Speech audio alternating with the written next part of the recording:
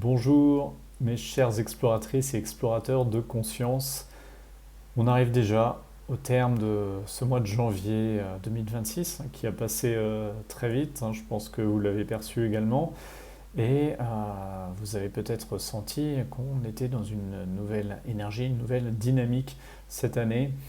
Alors si on se fait un petit bilan des dernières années, il y a ce fameux changement de l'année 2020 qui a été comme un véritable catalyseur, on pourrait dire un détonateur dans l'inconscient collectif. Et il y en a suivi une grande et profonde transformation, beaucoup de confusion, beaucoup de remise en cause, tant personnelle que professionnelle que collective. Et après ces années de bouleversement, eh bien, arrive une énergie nouvelle qui vient vraiment mettre le nouveau en place. Il suffit de voir comment a démarré l'année. On voit qu'il se passe énormément de choses au niveau collectif, au niveau international.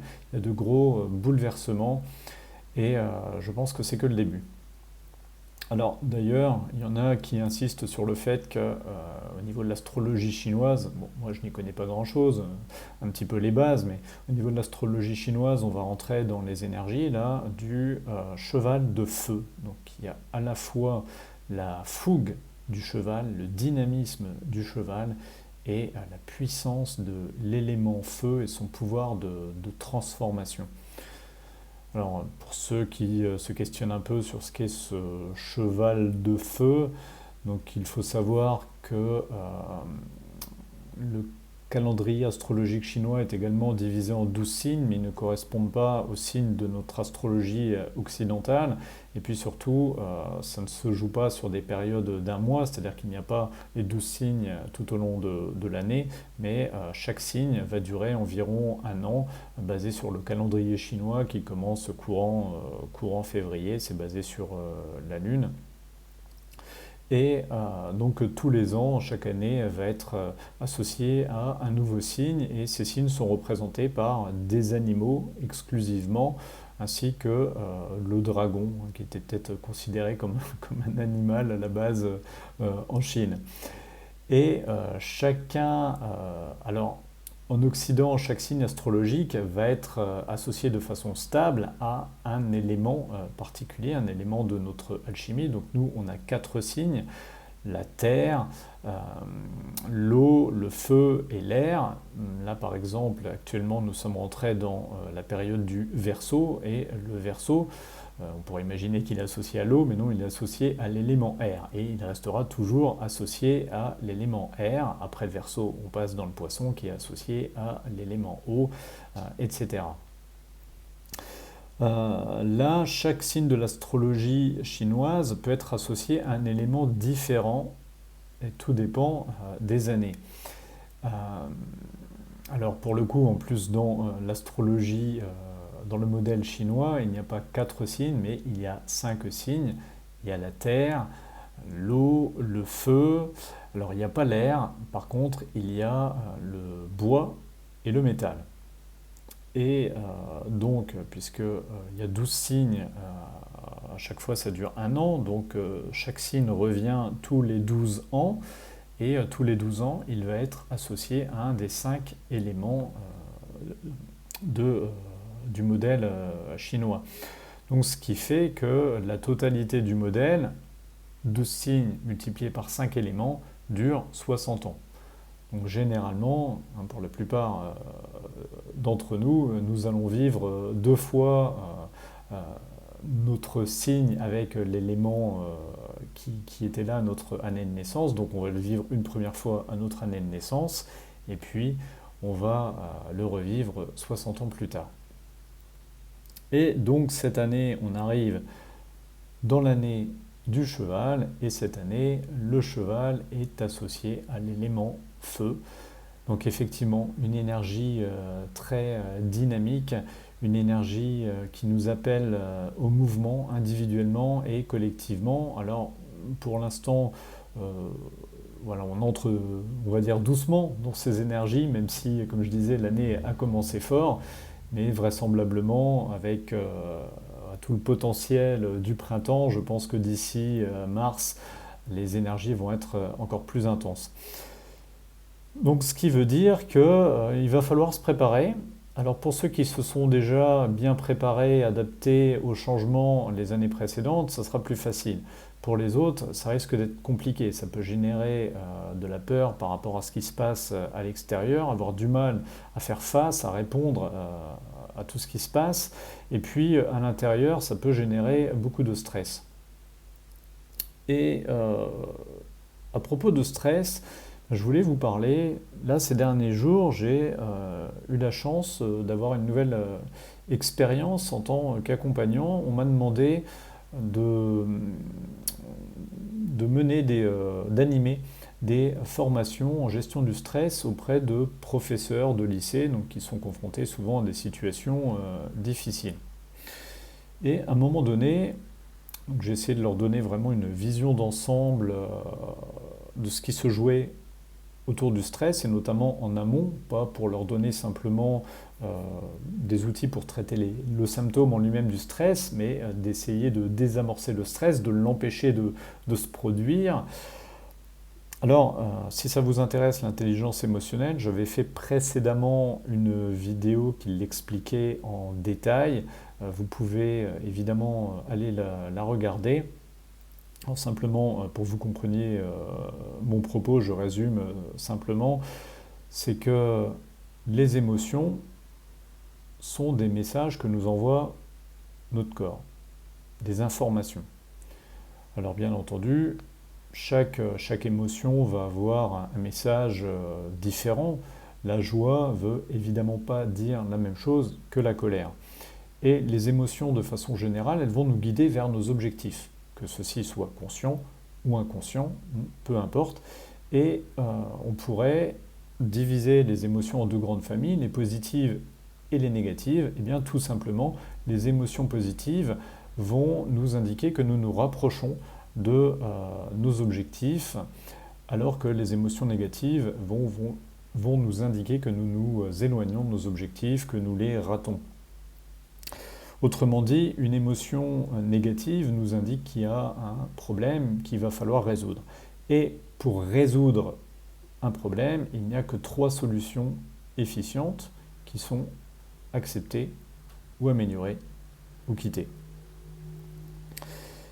Et quand j'expliquais ça, il y a une des enseignantes présentes à la formation qui m'a demandé, oui, mais comment faire lorsqu'on ne sait pas quel choix faire? Je lui ai répondu en substance qu'effectivement, parfois, il était possible de ne pas savoir quel choix faire parce qu'il n'y a aucune solution qui nous convient vraiment. Quel que soit le choix qu'on va faire, on a l'impression de devoir faire un compromis, on a l'impression qu'on va devoir renoncer à quelque chose, perdre quelque chose. Mais très souvent, et même dans ce dernier cas, en fait, on sent ce qu'on doit faire. On sait très bien ce qu'on a à faire. Mais le problème, c'est qu'il y a une part de nous qui résiste. Il y a une part de nous qui résiste parce que si on fait ce qu'on a à faire, eh bien, on va devoir faire le deuil de quelque chose. Hein, comme on sait, le mental, il sait ce qu'il perd, mais il ne sait pas ce qu'il va expérimenter de l'autre côté. Donc il a tendance à s'accrocher à ce qu'il connaît, il a tendance à s'accrocher à sa zone de confort. C'est comme une personne qui est dans une relation toxique, elle sait que ça ne lui convient pas, mais voilà, si elle quitte sa relation, ben, elle a peur parce qu'elle doit faire le deuil quand même d'une personne avec qui elle a pu vivre pendant des années. Elle ne sait pas ce qu'elle va trouver de l'autre côté. Elle se demande si elle va rencontrer quelqu'un d'autre. Peut-être elle a peur parce qu'elle va devoir chercher un nouveau logement, qu'elle a peur de ne pas s'en sortir financièrement, etc. Donc en fait, très souvent, on sait ce qu'on doit faire, mais simplement, on se retient. Et de façon générale, lorsque dans la vie, on a l'impression qu'on ne sait pas ce qu'on doit faire, qu'on ne sait pas où on doit aller, Eh bien, généralement, c'est qu'il y a une peur qui fait obstacle. Une peur qui est entourée ou qui a donné lieu plutôt à des croyances limitantes. Par exemple, hein, on croit qu'on n'est pas capable de s'en sortir tout seul. On croit que nos rêves, de toute façon, ils sont derrière nous et qu'on ne pourra plus les mener à leur bout, qu'on ne pourra plus se réaliser. Ouais, il y a tout un tas hein, de peurs qui peuvent surgir, de croyances limitantes.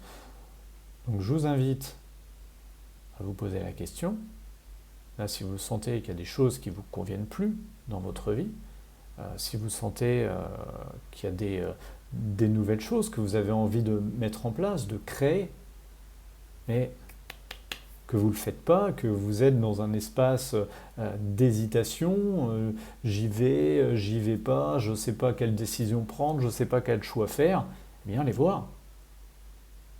Quelles sont les croyances limitantes derrière? Comment vous vous freinez vous-même? Et en fait, la plupart du temps, vous savez très bien ce que vous avez à faire. Vous sentez cette petite voix en vous, vous sentez cet élan du cœur, cette aspiration. Mais tout de suite, votre mental, il reprend le contrôle, il va trouver des justifications. Il va dire non, non, c'est pas la bonne solution. Non, non, si je fais ça, ça va pas le faire. Non, ça va être trop compliqué. Ah non, de toute façon, ça peut pas marcher. Voilà, allez voir ça.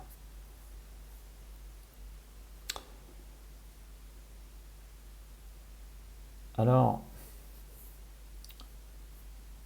ce qui va vous aider également, c'est quand vous vivez une situation négative,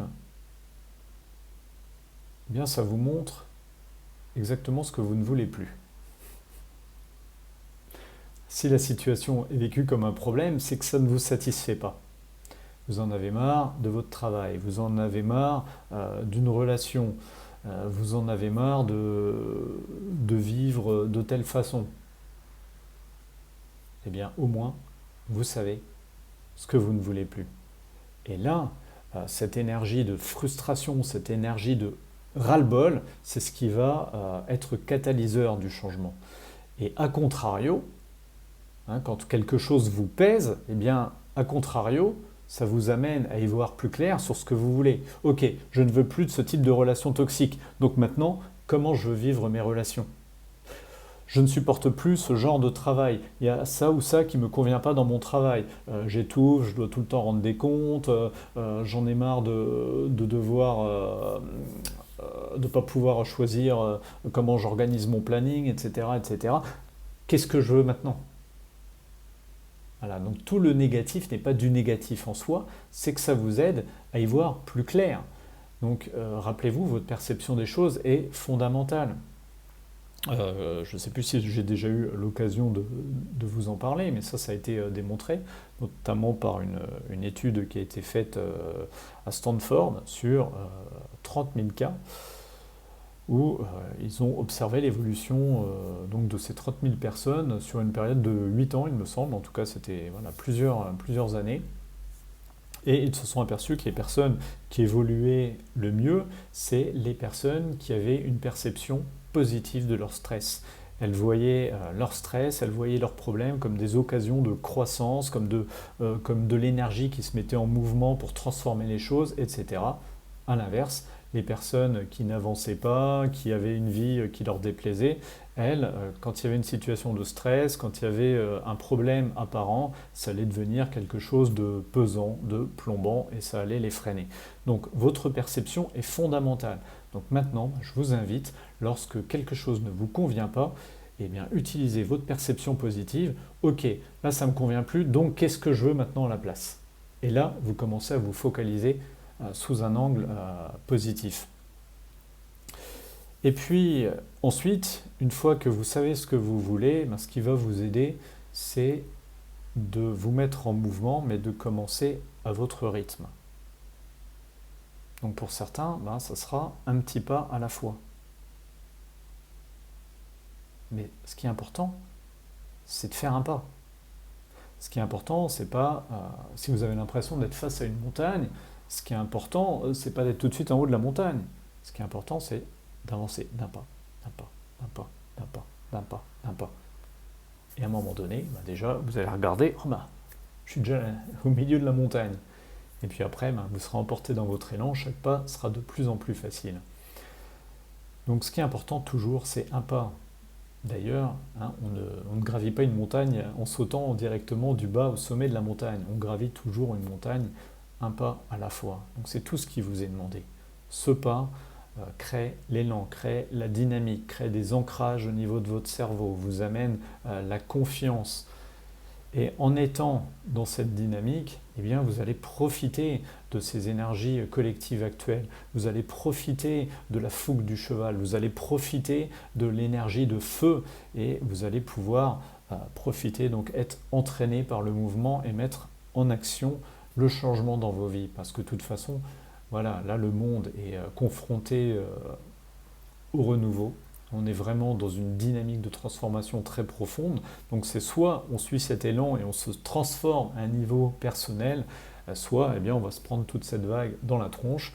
Donc voilà, profitez du mouvement. S'il y a du stress à l'intérieur de vous, ok, vous respirez tranquillement, vous vous posez, et puis ensuite vous observez. Ah ça ne me convient plus, ça ne me convient plus. Ok, alors qu'est-ce que je veux à la place ? Vous faites ça tranquillement. Et une fois que vous avez une idée, alors rappelez-vous, il y a de fortes chances que votre mental au départ il résiste, il va vouloir que vous restiez dans la zone de confort, donc il va, non je pourrais faire ci, je pourrais faire ça, ça, ça, ça, ça. Choisissez une direction. Ce qui est important, c'est que la direction crée un élan, crée un enthousiasme, crée une motivation.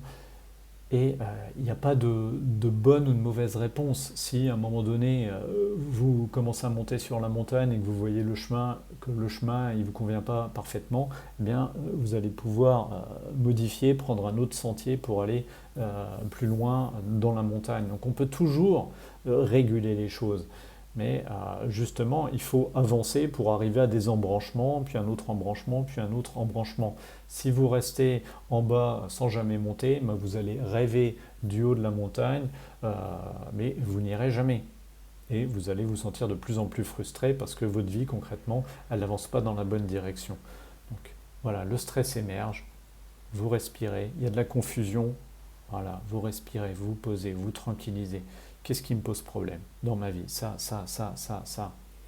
Et puis, hop, à contrario, qu'est-ce que j'ai envie de faire ? Vous pouvez vous faire des listes. Ça ne me plaît plus dans ma vie sentimentale. Ça ne me plaît plus dans ma vie professionnelle. Ça ne me plaît plus dans mon environnement, etc. Maintenant, qu'est-ce que je veux ? Vous faites des colonnes en face. Ça me plaît. Ça me plaît. Ça, j'ai envie de ça. Ça, j'ai envie de ça. Ça, j'ai envie de ça. Et puis ensuite, vous commencez à passer à l'action depuis là où vous en êtes. Quel pas vous paraît possible ? Quel pas vous paraît faisable depuis là où vous en êtes ? Un petit pas, un petit pas, un petit pas, un petit pas. Ça va faire monter l'énergie en vous, la motivation, l'enthousiasme. Rapidement, vous allez être fier du chemin que vous avez déjà parcouru. Ça va augmenter votre capacité au changement. Ça va augmenter aussi vos compétences parce que vous allez sans doute découvrir des choses. Ça va augmenter votre confiance en vous. Et là, vous partez dans la bonne direction. Et plus on va être nombreux à faire des changements dans la bonne direction, plus au niveau social, le changement va pouvoir aussi s'ancrer fluidement, positivement, parce que si vous ancrez le changement dans votre vie, c'est un signal fort que vous envoyez dans l'inconscient collectif. Vous dites « je suis prêt au changement ». Et plus nous serons prêts au changement, plus vite nous pourrons vivre un nouveau modèle social qui permettra notre épanouissement, où les êtres humains pourront reprendre leur place, ne plus être dominés et vivre en harmonie avec leur environnement, en harmonie les uns avec les autres, en harmonie avec la nature. Et tout ça, c'est vrai qu'avec tout ce qu'on a connu, et notamment à l'échelle de notre vie humaine, ça se trouve, ça n'a pas toujours été comme ça dans une histoire récente, mais nous, à l'échelle de notre vie humaine, on a connu beaucoup de problématiques. Donc on peut avoir l'impression qu'à un monde basé sur le bien-être, l'harmonie, la paix est impossible. On peut avoir l'impression qu'il y aura toujours des guerres, des problèmes, des horreurs, etc. Eh bien, moi je vous dis que de la même façon qu'on a été capable de créer des horreurs, de créer de la disharmonie, eh bien on peut créer des choses très belles et de l'harmonie. Et en fait, il y en a déjà plein dans le monde. Simplement, évidemment, c'est pas ce qui fait vendre les journaux, c'est pas les informations sur lesquelles on va se focaliser souvent. On va plutôt être on a tellement été habitué aux mauvaises nouvelles que voilà, c'est comme une drogue pour notre cerveau. Tout de suite, on va réagir. On voit un titre accrocheur, ah, un terrible accident, machin. Bam, ça fait une décharge émotionnelle, même si c'est de l'émotion négative. Notre cerveau, il a été habitué à ça, il a besoin de sa dose. Et bien maintenant, on va pouvoir se focaliser sur du positif. D'ailleurs, on sent bien, c'est plus possible le négatif. Plus personne n'en veut, plus personne veut de ce modèle social qui tue la vie, qui détruit l'environnement, qui détruit les familles, qui crée de la misère partout. On veut tous autre chose. On n'a jamais été aussi nombreux à le vouloir, et en plus maintenant, on le sait. Parce que grâce à une technologie là, comme Internet qui me permet de partager ces vidéos, eh bien, on est tous en lien les uns avec les autres dans le monde entier et on sait qu'on veut tous la même chose. Et on sait qu'on a tous envie d'être en paix les uns avec les autres.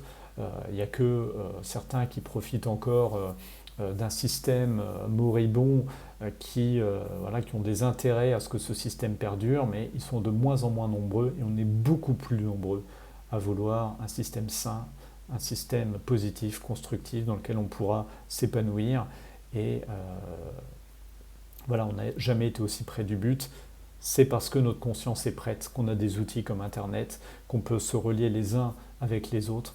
Voilà, notre conscience a fait un bond très rapide au niveau collectif.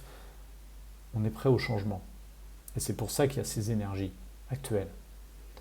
Donc voilà, je vous souhaite de profiter de ce changement et qu'on se retrouve tous très bientôt dans un monde beaucoup plus harmonieux, pacifié. À très vite.